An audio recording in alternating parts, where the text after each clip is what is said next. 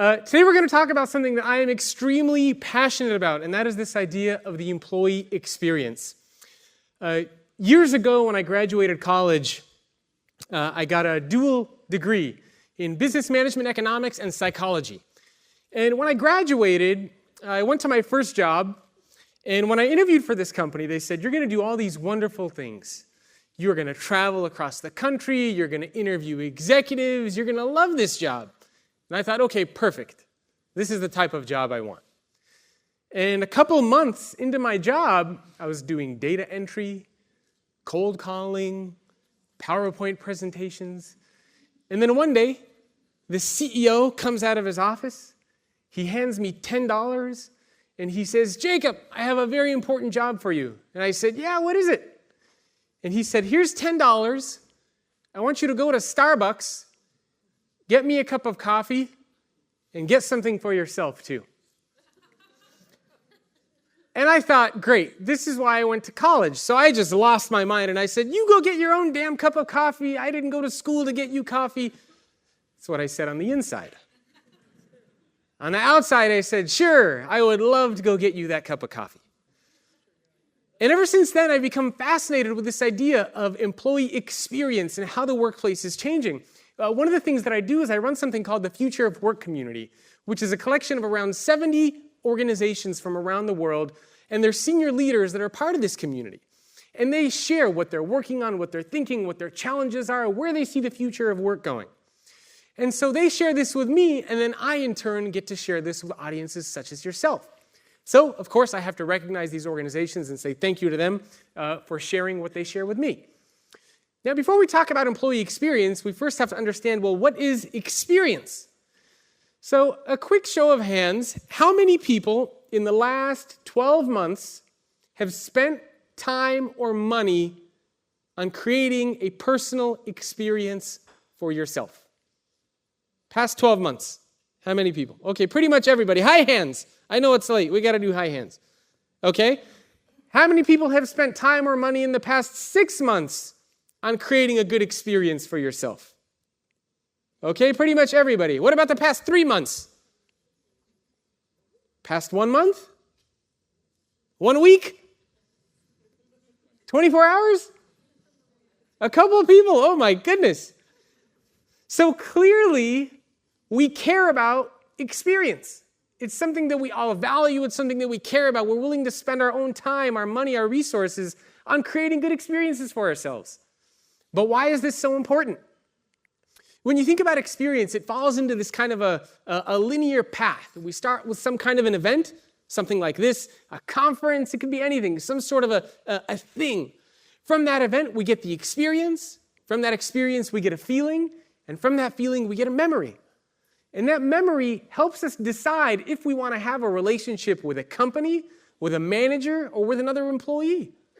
So experiences are crucial because they help shape our decisions around who we want to have relationships with and who we don't want to have relationships with.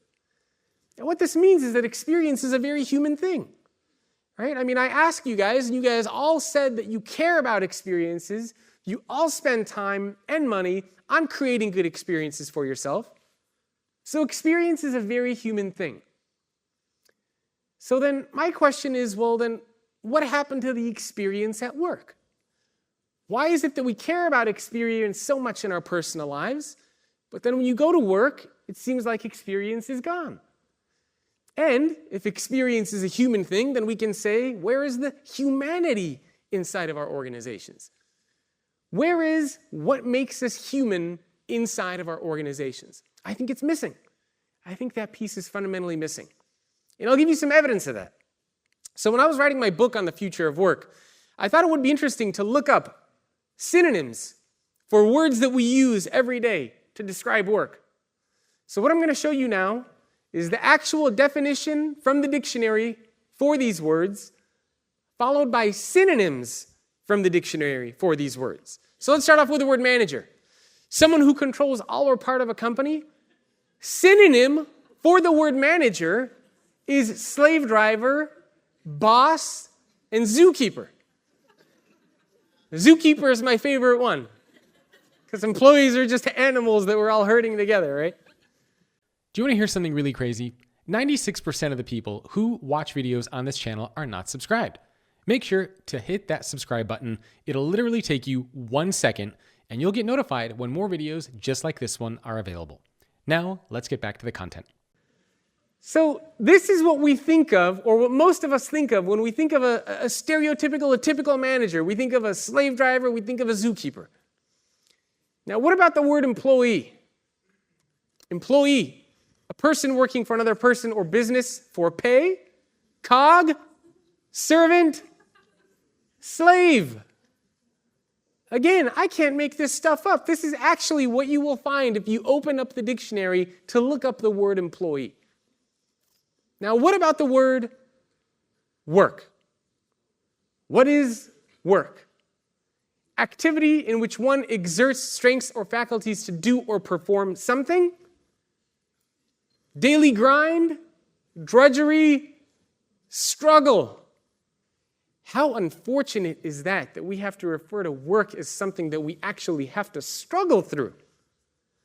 Now, when you put these three things together, basically we're all cogs, working for a slave driver, as we go about our daily drudgery or struggle. Now, I don't know about you, but when I see something like that, you basically just think, wow, work sucks. Right? I mean, you can't be optimistic and happy about something like this. Yet, interestingly enough, this is how we have built our organizations for the past 10, 50, 100, 150 years. On top of these ideas that managers are slave drivers, that employees are expendable, and that work has to suck. Right? That is how we have built our organizations over the past 10, 50, 100, 150 years. On top of those assumptions.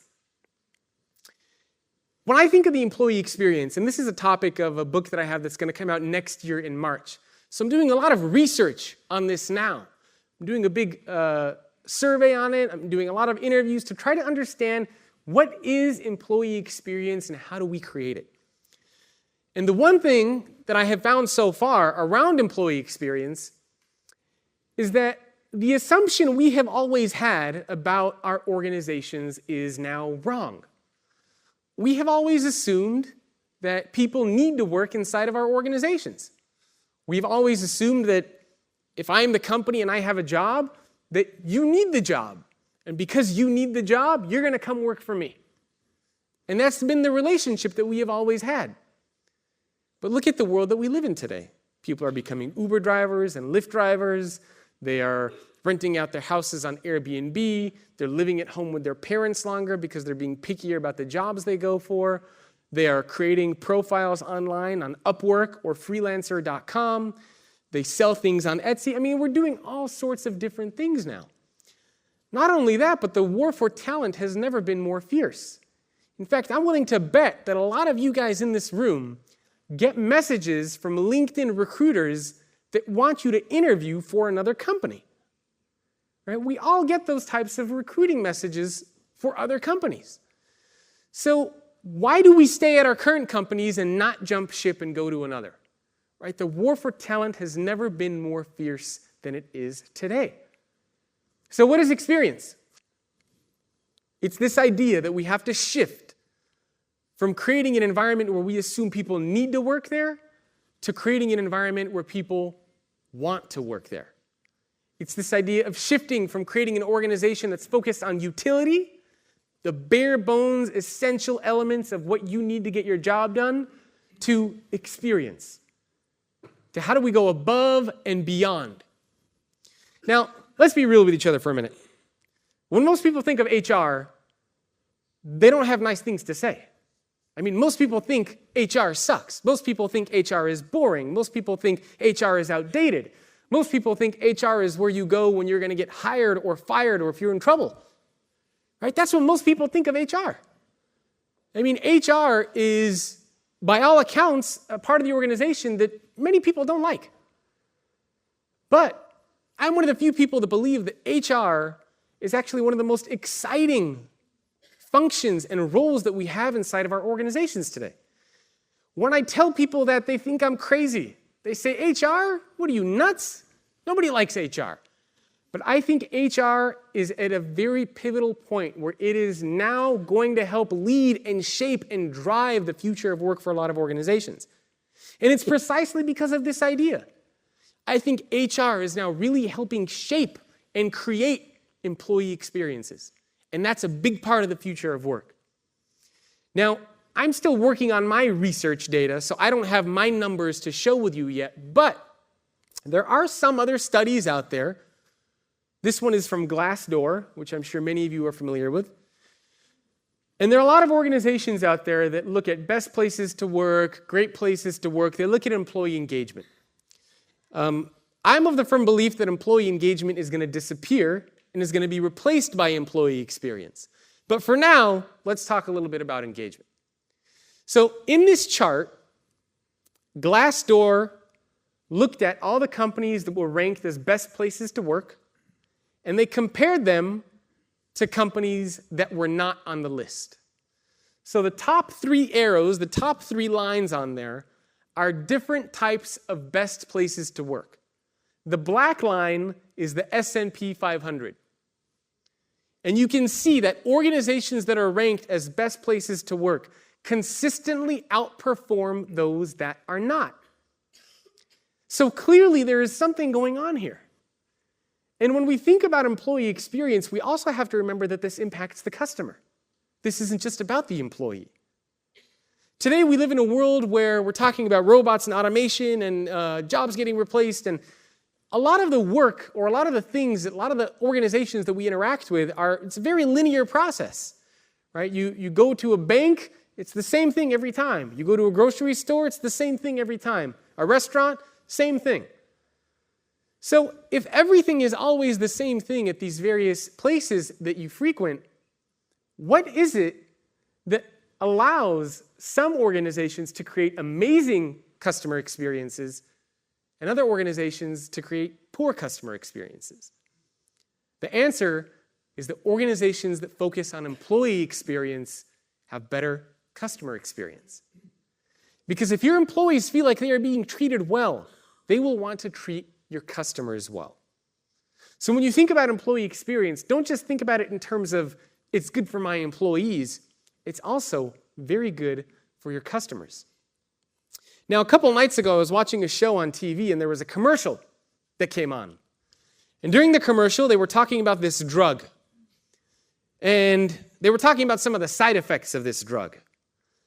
And the side effects were bleeding from the eyes, weight loss, depression, skin discoloration, and in some cases, you could die. And I was looking at this commercial, and I started laughing because I thought, who the hell would take this kind of a drug? Right? Nobody. Nobody would take this kind of a drug.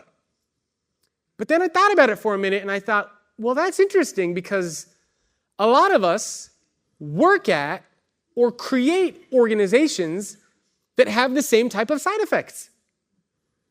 A lot of us work at organizations where the side effects include weight loss or weight gain, arguments with your spouse, hair loss, bleeding from the eyes, and in some cases you might die from working. So it's funny because we won't take the pill, but we'll work for that type of an organization, or we will create that type of an organization. Why is that the case? One of the things that I always tell executives when I meet with them is I say, if I were to condense your corporate culture and what it's like to work at your organization into a pill, and I gave you that pill right now to take, would you swallow it?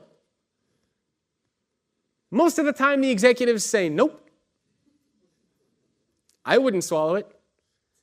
So if you as an executive aren't willing to take your organization's pill, why would anybody else? Why would your employees? The answer is they wouldn't, and they shouldn't. Now, psychologists have identified 2 types of thinking, System 1 and System 2 thinking. System 1 thinking is very autonomous. It's instant. So, for example, if I were to say 1 + 1 is, 2 + 2 is 4, right? You don't have to think about it. You just know the answer. It comes to you instantly. That's System 1 type of thinking. And that's oftentimes how we think about employee experience. We don't really think about it. We don't plan it. We don't design it. We just kind of like, yeah, we do this, we do that, that's fine. But then psychologists have another way of thinking called System 2 type thinking. System 2 type thinking is purposeful. It's designed. You have to take a step back to think about things. So I'll give you an example. It's called the racket and ball problem. If you know the answer, don't shout it out. A racket and a ball cost $1.10 in total. The racket costs $1 more than the ball. How much does the ball cost? Now again, don't shout out the answer if you know it. How many people think the ball costs $1? How many people think the ball costs a quarter? How many people think the ball costs 10 cents? Okay, quite a few of you. The answer is actually 5 cents. The ball costs 5 cents. It's something that more people would realize if they took a step back, looked at it, and thought about it for a minute. And this is exactly how we need to think about and design employee experiences. We have to take a step back.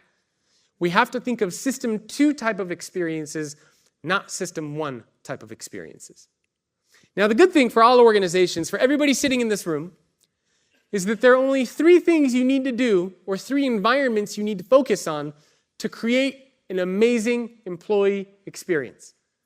Culture, technology, physical space. That's it.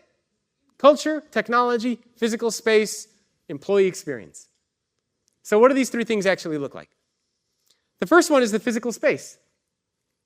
This is the art that hangs on the wall, the catered meals that you might have, the dogs that might be running into the office, the cubicles, the open floor plan, the people that are around you. This is the environment that you can see and touch and taste, right? That is the physical environment. And there's no secret for why we want to work in a desirable physical environment, because we want to be engaged. So the physical environment is the first environment that we need to think about.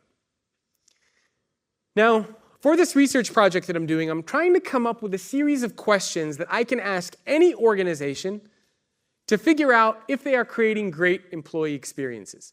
So I'm going to share with you some of the questions that you should be asking yourselves internally.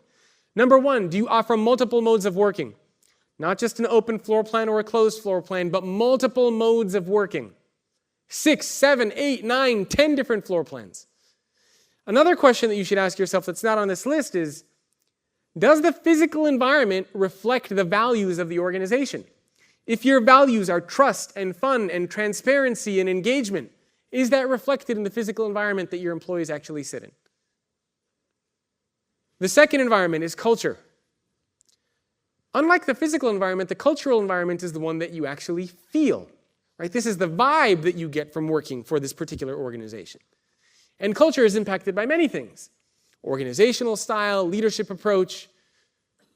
Is it command and control, or is it more believing in collective intelligence? Is it a hierarchy, or is it a little bit of a flatter structure? So a couple of things that you should ask yourself to determine if you have a great corporate culture. Do employees feel a sense of purpose? This is a common question we always ask, but unfortunately, most organizations stop after they find out if employees have a sense of purpose. In total, there are around 6 questions that I think you should ask. These are 3 of them. Employees have a sense of purpose. Do they feel valued? And do they feel like they are being treated fairly?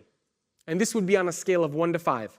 So on a scale of 1 to 5, do you feel like you are valued? Do you feel like you're being treated fairly? Do you feel like you have a sense of purpose? Don't just stop when you find out about purpose. The third environment is the technological environment. I saw a tweet that said API is part of the employee experience. Absolutely.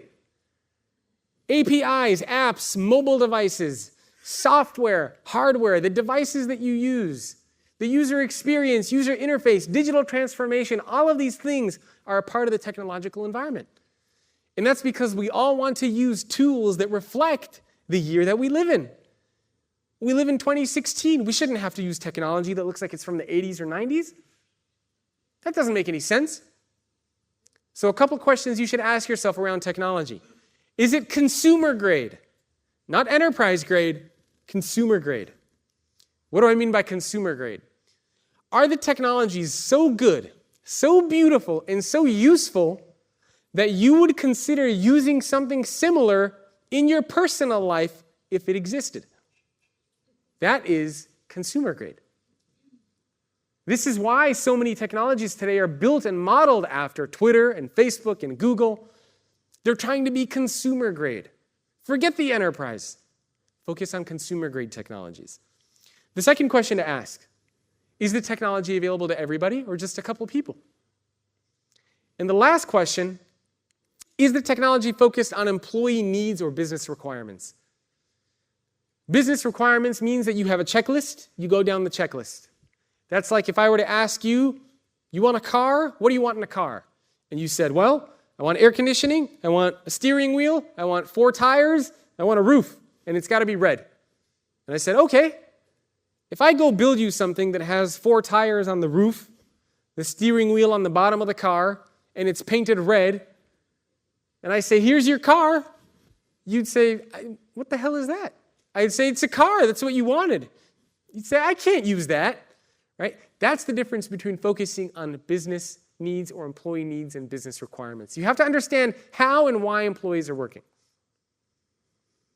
I want to give you a couple examples of organizations that are doing interesting things. And I also want to encourage you to come share with me any stories and examples you might have of European companies that are doing interesting things around employee experience. Because I'll be honest, I had a hard time finding great examples of European companies that are focusing on employee experience. So I would love to hear from you guys after the session's over. What are some cool companies doing in Europe to focus on employee experience? The first one, Airbnb. At Airbnb, they believe they have this value that you belong anywhere. Their conference rooms are modeled after Airbnb listings. They treat their physical space like software. They build up new things, they tear things down, they iterate, they test, they design, they develop. That's what I mean by treating your physical space like software. They have cycles where they keep testing and iterating and experimenting. That's crucial for all of us. It's crucial when you think about the physical space. Next organization is Cisco. Cisco's been doing tremendous things, getting rid of their annual employee review program, switching it for something else. They've been hacking into HR. And they've been building technologically advanced offices that know who you are. So if you show up to work, the lighting, the temperature, your contact information automatically gets beamed down to whatever device or desk you are using. They don't have any assigned desks. They are experimenting, they are thinking with all sorts of interesting things. They believe in workplace flexibility and autonomy. Right? That's focusing on the employee experience. Another organization doing interesting things is Whirlpool. These guys make dishwashers and toasters and blenders and washing machines. That's not cool. Yet somehow this organization is doing an amazing job of focusing on employee experience.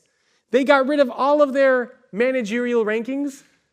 For 80,000 people, you now have only one of 4 different types of titles at the company. That's it, one of 4. They got rid of all of their old legacy technology and switched over to something modern. They're spending millions of dollars to redesign their spaces. Right? They're doing a lot of really cool things. And again, these guys build washers and dryers. This isn't really a modern tech company the way that we would think of. So what does this actually mean? Well, there are a couple types of organizations that are emerging when we think about this. The first, empowered organizations. Empowered organizations focus on technology and culture. Then we have engaged organizations. Engaged organizations focus on culture and the physical space. And then the third category of organization is enabled. Enabled organizations focus on technology and physical space. But today we're starting to see a fourth type of an organization emerge. This is the organization that's going to be able to attract and retain top talent. This is the organization that's going to dominate the future of work. That's the experiential organization. That's the one that sits in the middle of all of this. To do that, you simply have to focus on what I call the employee experience equation. Culture plus technology plus physical space equals employee experience. Ultimately, this is what we're trying to build. A continuous relationship between the organization and the employees. where you test out ideas, you launch them, employees give you feedback, you extract insight, you analyze it, you get data, and you redesign again. And it's never ending back and forth. Employee experience isn't just an end point, it is a continuous, never-ending journey. It's a process that we have to create inside of our organizations. And focusing on culture, technology, and physical space is the way to do that. A big part of designing employee experience is also transparency. Right? You can't implement every idea that employees have, so what do? You become transparent with them. Let them know what you're working on, what's not working, what is working. That level of transparency allows employees to understand what you as an organization are doing, what's working, what's not, and they are okay with not having every idea being implemented. So be as transparent as you can inside of your organizations when you think about employee experience. So I want to leave you with one sort of parting image that if I can encourage you to think about it would be this. Think of your organizations more like laboratories and less like factories. Right? Think of your organization like a laboratory that experiments, that tests, that encourages, that mentors, and less like a factory that's all about step 1, step 2, step 3, about process, about everybody doing the same thing. That's not experience. And it's one of the reasons why I was so excited when Alex talked about experience during his talk. Right? Because it's a big shift that we're starting to see for organizations around the world, this focus on experience. So how can your organization be like a lab and less like a laboratory? And I'll leave you with this last question. What do you think the world would look like if every organization focused on designing and creating employee experiences? What do you think your organization would look like if it focused on designing and creating employee experiences? And ask yourself, wouldn't you want to work at that type of an organization? Thank you.